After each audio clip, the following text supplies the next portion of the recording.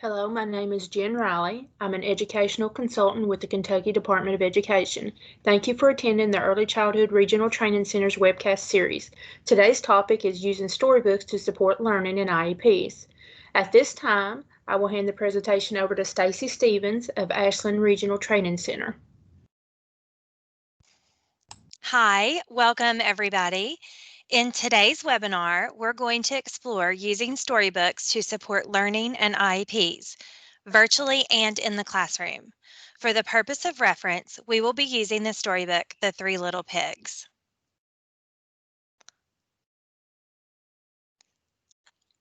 Why do kids need books? This information is taken from an article by the National Children's Book and Literacy Alliance 2020.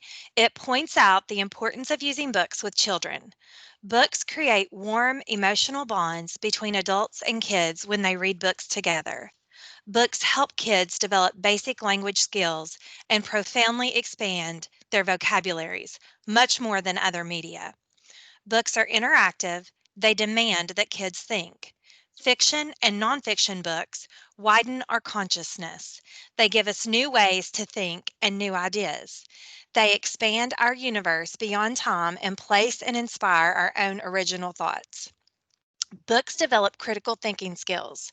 A book is read by an individual. It has no laugh track or musical score that emotionally primes a reader's reaction.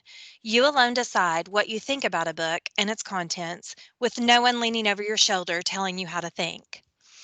Books develop and nourish kids' imaginations, expanding their worlds. Picture books introduce young children to the world of art and literature. Novels and nonfiction books stimulate kids' sensory awareness, helping kids to see, hear, taste, feel, and smell on an imagined level. Books inform our imaginations, inspiring creativity. Books let kids try on the world before they have to go out into it. Books give kids an opportunity to experience something in their imaginations before it happens to them in real life. Books help prepare kids for their next stage of maturity, vicariously preparing them for the grown-up world.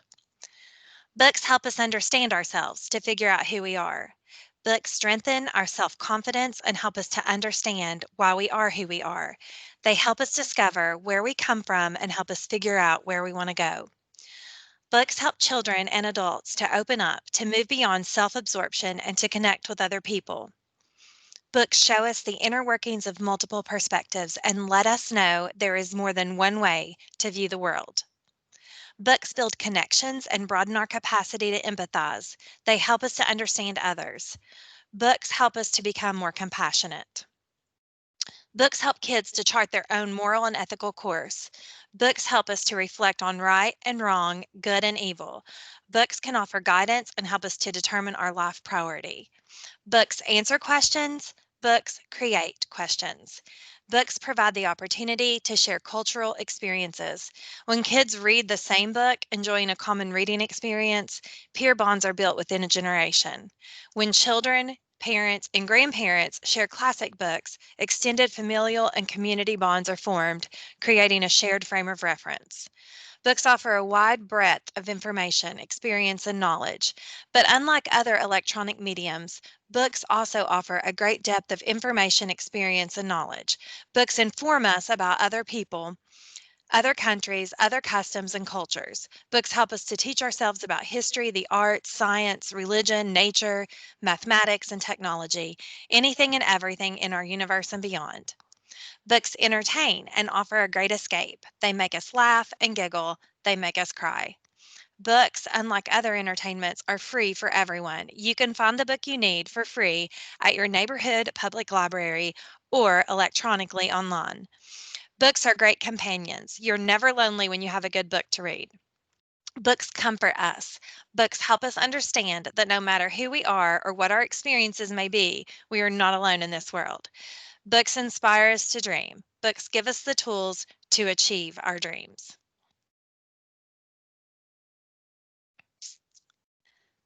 Here are some links to some free online books. You can utilize these links to access a variety of books that you would be interested in reading. There's also a link for some printable books for preschoolers.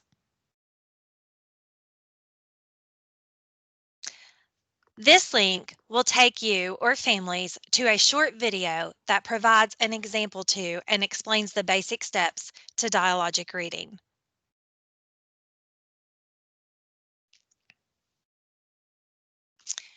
Feeling good helps you learn. Dopamine is one of the brain's most important neurotransmitters. Messages connected to new information travel from neuron to neuron as tiny electrical currents. Like electricity, these messages need wiring to carry them. But there are gaps called synapses between the branches that connect nerve cells, and there's no wiring at these gaps. Chemical neurotransmitters like dopamine carry electrical messages across the gap from one neuron to another. This transmission is crucial to your brain's capacity to process new information. Your brain releases extra dopamine when an experience is enjoyable. As positive emotions cause dopamine to travel to more parts of your brain, additional neurons are activated. Thus, a boost in dopamine not only increases your own sense of pleasure, but also increases other neurotransmitters such as acetylcholine that enhance alertness, memory, and executive functions in the prefrontal cortex. What you can do. Certain activities, such as interacting with friends, laughing, physical activity, listening to someone read to you, and acting kindly, increase dopamine levels. You'll boost your learning if you get them into your day. Experiencing pride at accomplishing something is also correlated with higher dopamine. It will increase your learning power if you pursue activities that give you a sense of accomplishment. Think about your personal strengths such as artistic ability, leadership, helping classmates resolve conflicts, athletic skill, or even qualities like optimism, kindness, and empathy. Use these skills to do projects you want to do and do them well, and you'll find you can use your brain power more successfully to make judgments and solve problems. Below each picture is a link to an article supporting the crucial role of dopamine in the learning process. The use of storybooks, chosen carefully and intentionally, support the feel-good emotions to increase learning in children.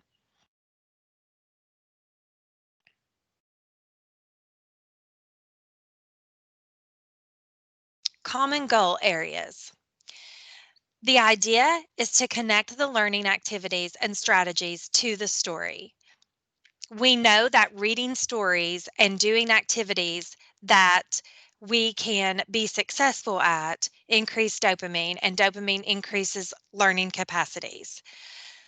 All of these goals are tied to the story, The Three Little Pigs. Making meaningful connections to the story will increase enjoyment and therefore increase success. Goal headings and actual goals may look very different across IEPs, but the underlying objectives and process of skill attainment is going to look very similar regardless of how it is organized or written. Let's look at a sample of goals in each area, starting with speech and language. These are some examples of speech and language goals that may be included on an IEP. The list is definitely not exhaustive.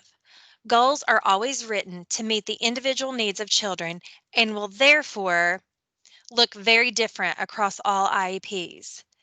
The idea is to use the storybook to work on individual skills and goals for the child. For example, after reading the story, encouraging children to point to pictures of characters or common nouns, like a straw house, in the book when requested is a good practice to work on receptive language skills. Sequencing cards can be used to assist the child in showing what comes next. Additionally, asking questions such as, what do you think will happen to the house made of sticks? Or, why does the wolf want to get to the pigs? Encourage expressive language in children.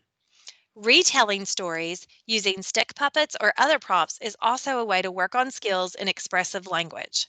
As for articulation, it is quite simple to choose words from the story, any story, to work on articulation and sound production. For example, in the story The Three Little Pigs, you can work on p, I, g, any of those sounds, or h, f. A quick web search offers unlimited free resources associated to a variety of stories for families to use.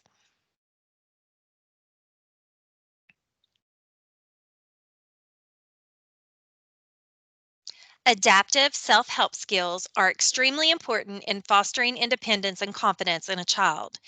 Children need to develop confidence in their own ability and to be self-reliant.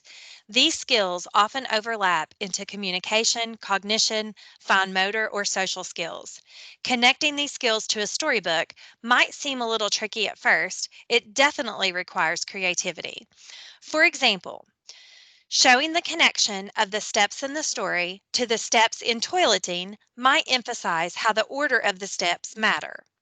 Try drawing attention to characters in the story and commenting on their independent behaviors to encourage children to be purposeful in the steps to their planned procedure, whether it be toileting, toothbrushing, hand washing, etc.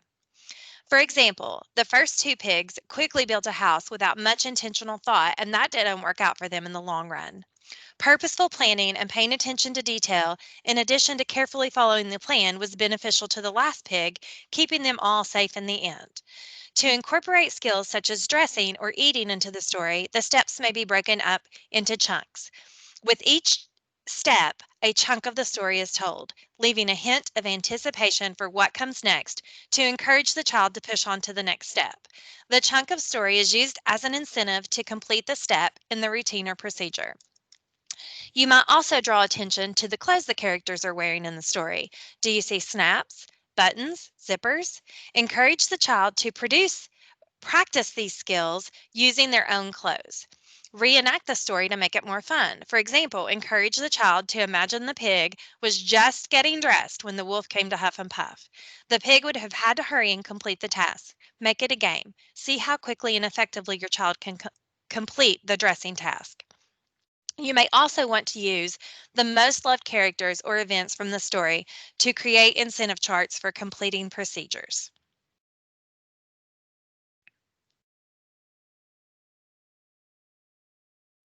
Connecting social emotional learning goals to a storybook can be done in a variety of ways depending on the goal.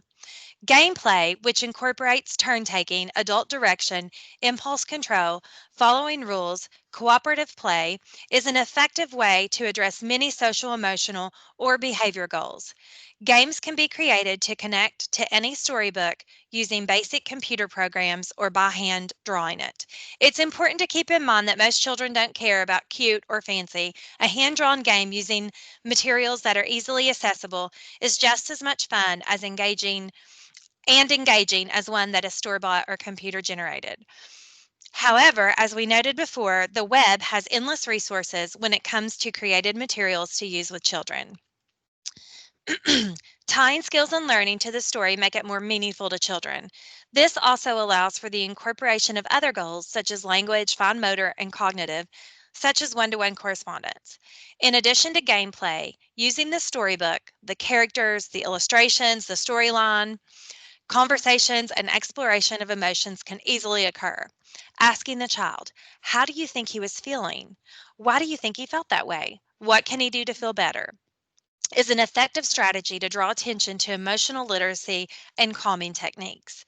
This story in particular lends to breathing strategies. Huff and puff and blow those strong feelings away.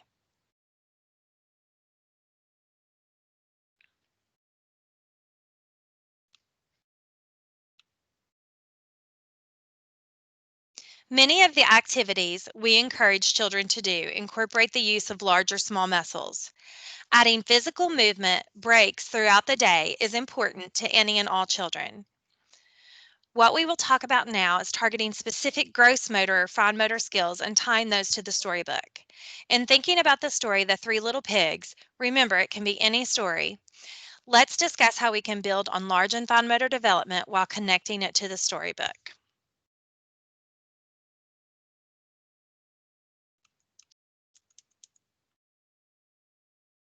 Referring to events in the story and physically acting out the steps is one way to connect concepts. Utilizing the rooms in the home or the front and backyard space, families can set up centers to make the book come to life. Students can walk, run, or hop through the path of the story. Reenacting the building and construction of the houses in the story encourage bending and lifting and stacking. Incorporating obstacles along the way could encourage balancing. Consider working in throwing or tossing in a way that encourages problem solving also. What if the wolf runs out of air? How could he knock the house down? Maybe using balled up socks or a stuffed animal? Any scenario that creates a connection to the story and is meaningful to the child will serve the same purpose. Fine motor is easily incorporated by simply adding small objects to pick up with the pincer grasp, the thumb and finger. Think back to the games and activities previously referenced and how many of those require the use of small muscles. Play-Doh is always a good tool to strengthen small muscles in the hand, which is important in acquiring pre-writing skills. Consider using Play-Doh to create the characters, the pig or the wolf. Using Play-Doh to make the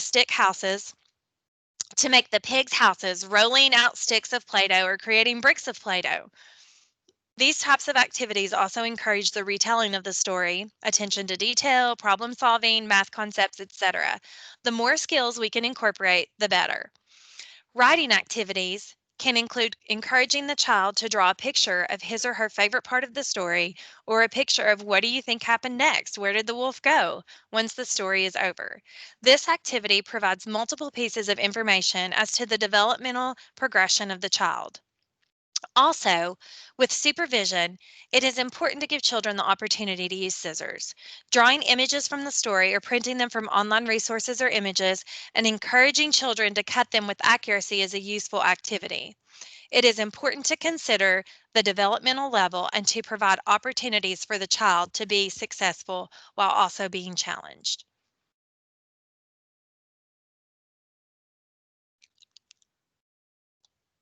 Sometimes these goals, cognitive goals, are referred to as academic skills. Working on these skills to meet these goals can easily be embedded into any natural setting, including the home environment. There are unlimited resources and free printables online to practice math skills, such as sorting, counting, ordinal numbers, joining sets, patterns, etc. A simple sheet of scrap paper and a writing utensil lends to several options for activities. Drawing pigs for children to count, sequencing the story events into first, second, third, using household objects, what we might consider junk or garbage, to create a storyboard, while referring to shapes and sizes might embed a variety of skills. An independent study of pigs or wolves, comparing and contrasting the two, lends to the development of vocabulary, visual discrimination, etc. The story itself contributes to a discussion of cause and effect. Regardless of the goal or the skill to be developed, connecting to and incorporating the use of the storybook should prove simple and effective.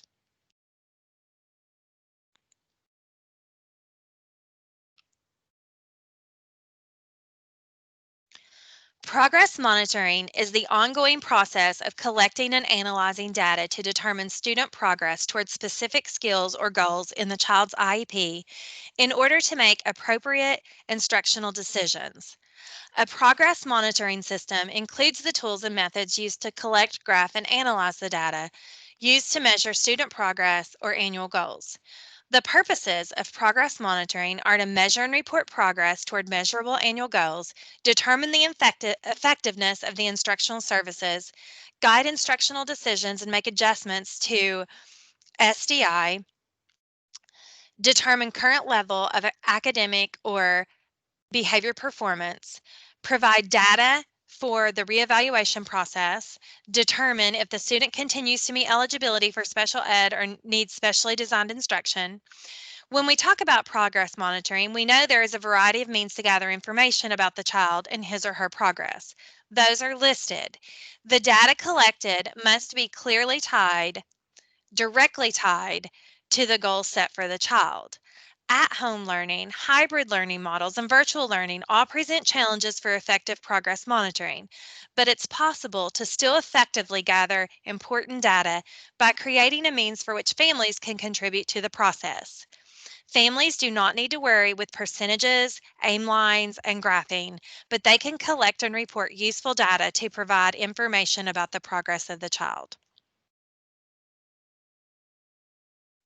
Documentation can take many forms. This list is not all-inclusive or exhaustive. What is most important is finding the most simple and clear means to document progress on the specific chosen skill. Let's quickly look at a few forms. Here are just a few examples of simple forms to share with families to document progress on goals. The simpler the form, the more clear the information will be. We don't want to ask families to try and interpret the data simply to collect it. Another key in the process is continuous and consistent communication with families.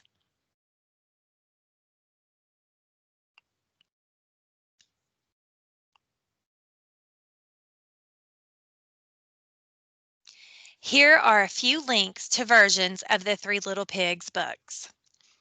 There are a lot of others to choose from. Thank you for your participation in this webinar. If you have any additional questions about this information that was presented today, please contact your RTC. Thank you, Stacy. That concludes today's Early Childhood Regional Training Center webcast. You can look for the link to today's session on the KDE website under the Exceptional Children tab.